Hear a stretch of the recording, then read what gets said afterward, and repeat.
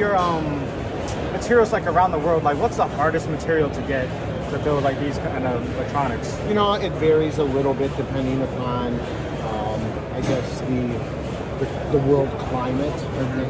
For a while during COVID, semiconductors were very difficult to get. There was a lot of logistical situations with respect to getting things from Asia over here and be able to integrate those in our products. So that, you know, from a supply chain shortage, that was one of our biggest challenges. But sometimes it can come down to, you know, plastic housings. There may be a piece of raw material that's in a shortage that prevents us from being able to mold our plastic into the housings that we need. So it varies a little bit from world climate, from a world climate perspective. Right now we're seeing, you know, some petroleum shortages in our, and because of, you know, the fact of what's going on in the Middle East. So that not only affects the supply chain for gas for you and I to get from point A to point B in our vehicles, but petroleum is used in a lot of different manufacturing processes. So when there's a shortage in that can disrupt supply chain with things that you and I don't even think of, you know, tire production, for example, things of that nature. And there's also, you know, things that we put into our components that may be affected by it as well.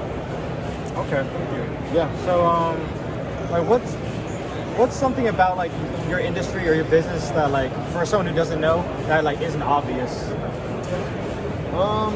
You know, like companies like Banner, for someone like yourself who is not necessarily in like industrial controls or is building equipment, we are very much a behind the scenes type of company. You hear, you know, especially in an environment like this, companies like Amazon, FedEx, UPS, and then at a show like this, Fortnite or Opta or things like that have massive booths here.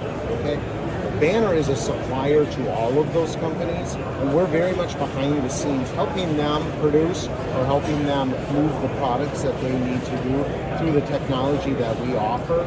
But we're also not a brand name that you're going to see out on a truck that's driving down the road necessarily, or advertised on the websites that we may visit.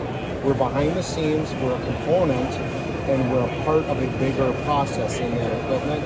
So I would say, you know, one of the hidden things for us is that we're working in the background to help our customers succeed.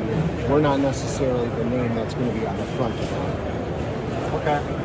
All right, I think you answered everything I got. Thank you so much. What's your name again? Scott. Scott, thank you so much. Thanks, Esteban.